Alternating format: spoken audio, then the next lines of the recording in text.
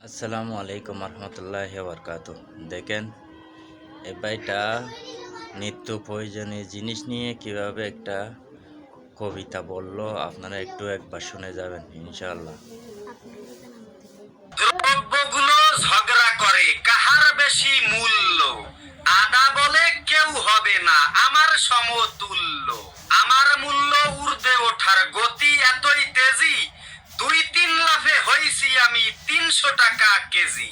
এলাচ বলে দেখো দেখো কয় কি বোকা আদা, আমার দামটা আজও বোধ হয় জানে না ওই গাধা। কান খুলে শোন পাগলা আদা, শোন রে বোকা হাবা, দামের জন্য সারা দেশে এলাচ সবার বাবা। পেঁয়াজ বলে বোকা এলাচ, রাখো তোমার গল্প, তোমার দামটা বেশি হলেও লাগে তোমায় অল্প। দামটা আমার কম থাকিলেও লাগি বেশি আমি, এই হিসেবে আমি হলাম সবার চেয়ে দামি।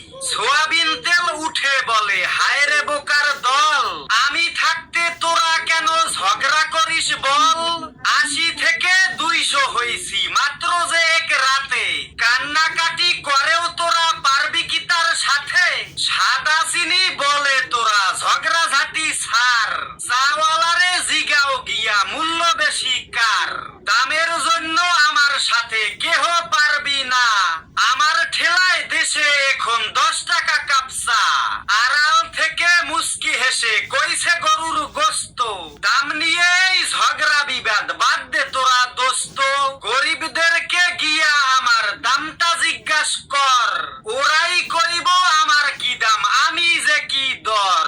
এমনি করে নিত্যদিনের সকল দ্রব্য মিলি, কাহার মূল্য বেশি নিয়া লাগলো কিলা কিলি। হাটে গিয়ে দ্রব্যদের এই মারামারি দেখে দৌড়ে এসে জান বাঁচালাম বাজার করা রেখে। সুপ্রিয় দর্শক মণ্ডলী, কবিতাটি প্রিয় কবি ফেরদৌস আহমেদ ভাইয়ের লেখা। সবাই তার জন্য দোয়া করবেন এবং কবিতাটি যদি আপনার একটু ভালো লেগে থাকে তাহলে অবশ্যই আমাদের পেজটিকে ফলো দিয়ে ভিডিওটি শেয়ার করতে ভুলবেন না। ধন্যবাদ সবাইকে।